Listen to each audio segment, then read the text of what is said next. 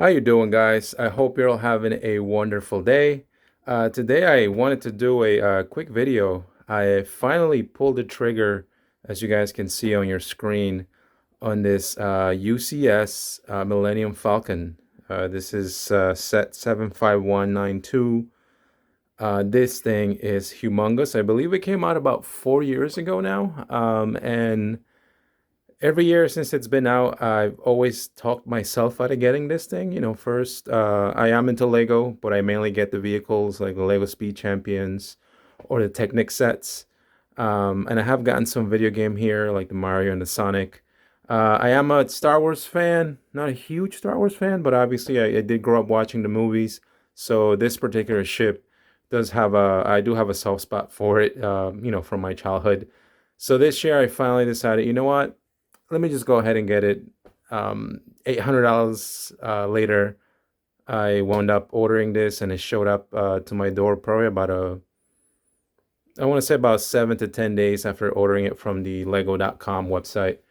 You guys can see this box here is humongous, and inside there is 5 other boxes that have different parts to it.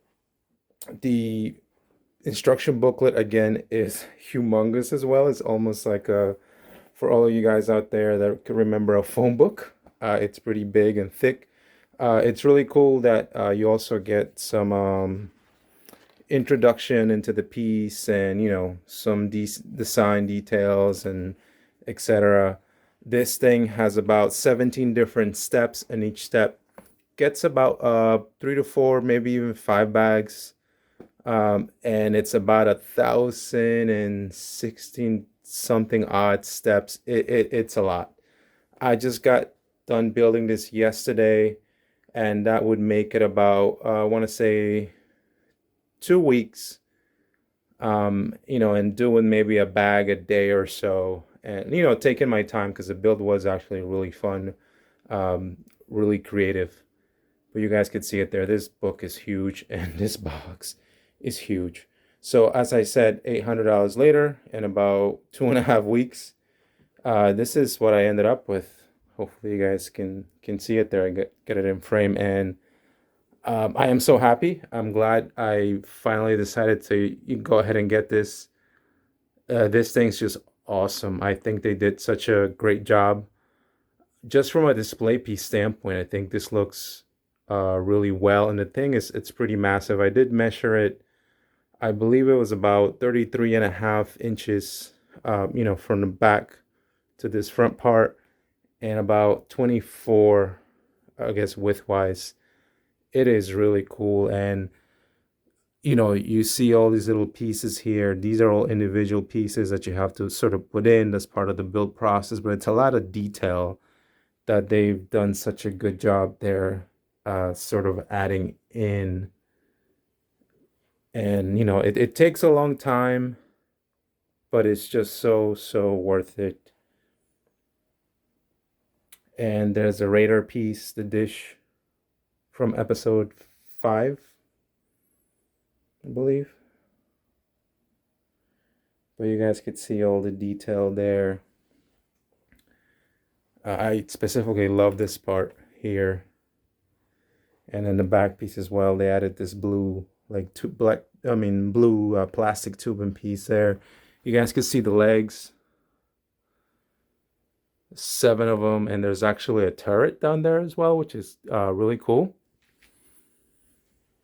But this piece is just massive. I am in love with this thing. I do have a couple of other Lego sets in my collection. This one takes the cake for me. It's really, really nice. I think they did a really good job. The other aspect of it is there is some playability to it. So like I said, there's a turret underneath. There's also a turret up here that you can move up and down. This piece here actually comes off. You guys can see it there. And there's a seat there for the gunner. And a lot of these other pieces are actually just sit in place. Like this piece here, you could take off. And you could see some of the interior there. The seat with the famous chess scene. There's other pieces here that you could take off, like right here. This is not held in by anything. It's kind of just like sitting there. And in there you can see parts like I believe that's a hyperdrive. There are some stickers in this set, not a lot. I wish it would have done printed pieces, but like to emulate sort of some of the hallways. I know you can barely see in there. There's stickers. But again, you could take off a lot of these pieces and from a playability standpoint, you could remove these. Like this is just one whole piece that is just held in place by that yellow pin connector there. And again, you could see more of the actual interior. As I mentioned there, you see some of the stickers to emulate the different hallways, etc. of the Falcon. But it's really, really cool. I think they did a good job. I think the other part of it that I like is that there is a ramp down here that you could pull down. And, that's from like episode 3 when they're trying to get away from Mos Eisley as well. And, in episode 5 as well when they're inside that slug monster thing. Really, really cool. And you could sit minifigures here in this part, which is what I'll probably end up doing. And as I said, a lot of these pieces you could just take off. Like this one too, it's just one pin, if you wanted to look in there for whatever reason. I think they did that again from a display aspect if you needed to look inside, etc. The only thing is when you lift this thing, you have to be just really careful. Some of the pieces can come off, but it's not anything that's too bad. The other cool thing is this dish here, besides it turning, it's really cool.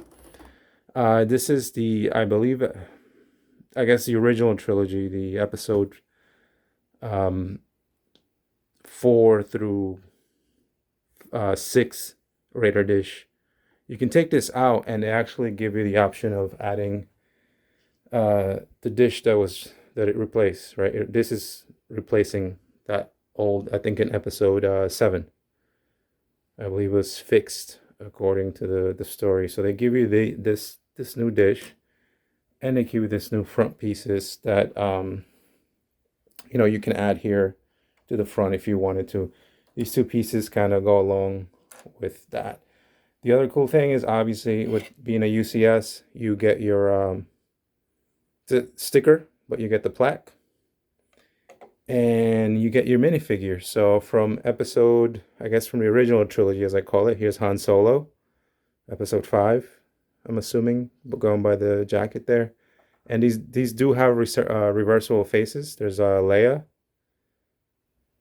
Pretty cool. You've got 3PO. Again, really nice printing on these. I love Chewbacca, Chewie with his bowcaster.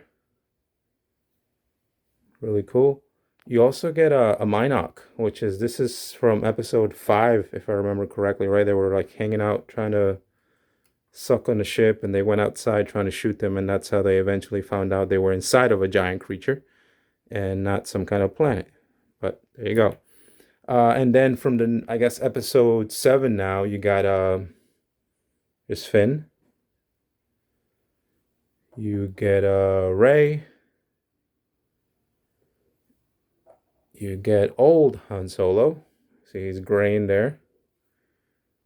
You get BB-8, little beach ball, as I like to call it. And you get these pork things. Pork, I believe they're called. It's chicken-like things. You get 2 of them. So you get a variety of minifigures, and these all can go into the ship in the different sections. Like there's a gunner seat if you wanted to. You can put someone there, and you can put someone here. But I think overall, awesome job. I really love this set. I know it's like $800. I honestly think it was definitely worth it. Definitely worth it. The other thing that I did get along with this is I got a display case from I Display It. I believe this is a company in the UK. This is all clear acrylic plastic that you put together with some screws. So what I'll do is I'm going to attempt to put the Falcon into that case, and then we'll close the video.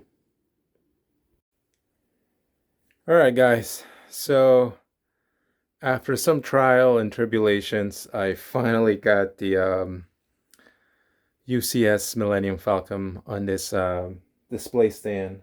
Again, this is from I Display It in the UK. It looks awesome on the stand.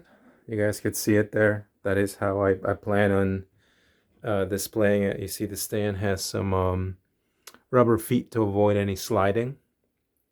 But it looks really, really cool in the stand. And I put some of the minifigs right there. You got 3PO looking at Han, and you got Leia there looking over. It was a bit of a tight squeeze to fit them all four in there, but I'm happy. And all the other minifigs, I sort of put them in different places throughout the ship.